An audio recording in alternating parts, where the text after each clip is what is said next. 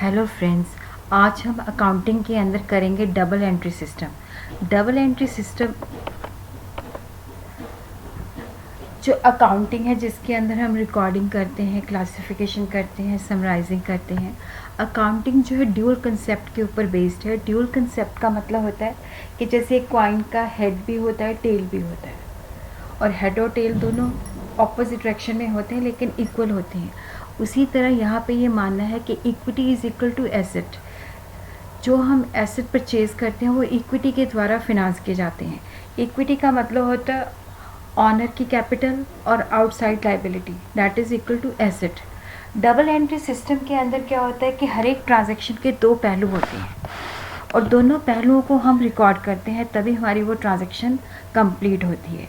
जितना डेबिट होता है उतना ही क्रेडिट होता है।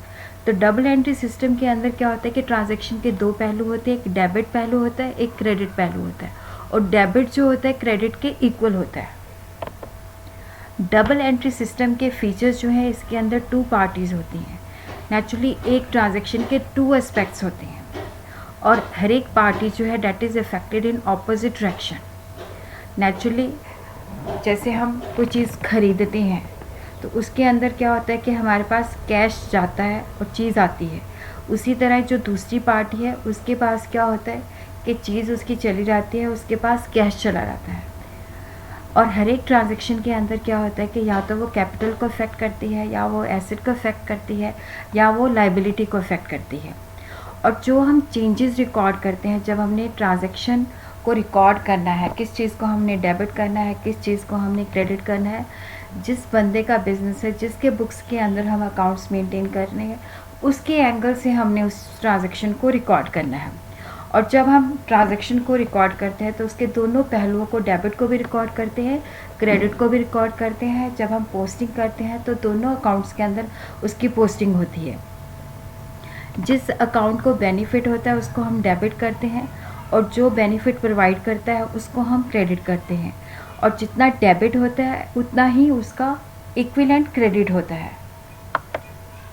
डबल एंट्री सिस्टम के बहुत ज़्यादा बेनिफिट होते हैं। नेचुरली इसके बेसिस पे हम बिजनेस ट्रांजैक्शन को बड़ी आसानी के साथ रिकॉर्ड कर सकते हैं, और ये उसके arithmetically naturally debit should be equal to credit, और ये अर्थमेटिकल एक्यूरेसी को भी चेक करता है। जहाँ पे हमारा डेबिट क्रेडिट के इक्विवेलेंट नहीं होता तो हमें पता चल जाता है कि वहाँ पे कोई मिस्टेक है।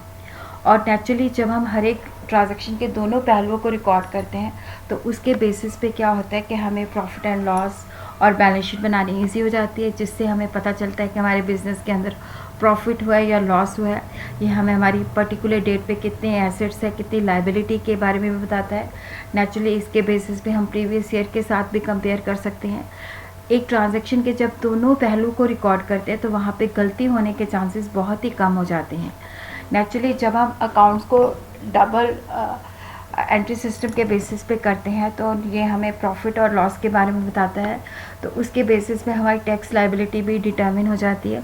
और यहाँ पे क्या होता है कि हम नेचुरली जब हम रिकॉर्ड करते हैं, डेबिट को भी रिकॉर्ड करते हैं, क्रेडिट को भी रिकॉर्ड करते हैं, फिर उसके बाद क्या होता है कि अकाउंट्स की क्लासिफिकेशन होती है। एक अकाउंट के अंदर उसके रिलेटेड हम एंट्रीज डालते हैं, तो वहाँ से क्या होता है कि नेचुरली अब हम किसी के बारे में भी कोई इन्फॉर्मेशन चाहिए, टोटल परचेज़ कितनी हुई है, टोटल हमने किसको कितना देना है या लेना है, हर एक अकाउंट की डिटेल इन्फॉर्मेशन जो है हम डबल एंट्री सिस्टम से पता चल जाती है। लेकिन इसके कुछ डिसएडवांटेजेस भी हैं। नेचुरली जब हमने अकाउंट्स मेंटेन करना है तो every Tom Dick and Harry उसको नहीं मेंटेन कर सकता। जिसको अकाउंटिंग की प्रॉपर नॉलेज है वो ही अकाउंट की बुक्स लिख सकता है, तो हमें एक्सपर्ट जो है हायर करने पड़ते हैं। हर बंदा जो है अकाउंट नहीं लिख सकता। और इसके अंदर जब हम अकाउंट मेंटेन करते हैं, पहले हम जर्नल में रिकॉर्ड करते हैं या स्पेशल जर्नल में रिकॉर्ड करते हैं, फिर लेजर के अंदर पोस्टिंग होती है, फिर वहाँ से ट्रायल बैलेंस बनता है, वहाँ से फाइनल अकाउंट्स बनते हैं, फिर उनकी इंटरप्रिटेशंस होती हैं। तो ये एक बड़ा ही लंबा चौड़ा कॉम्प्लेक्स प्रोसेस है, और ये अकाउंट जो है एक्सपेंसिव प्रोसेस भी है। इसके ऊपर खर्चा भी बहुत ज़्यादा होता है।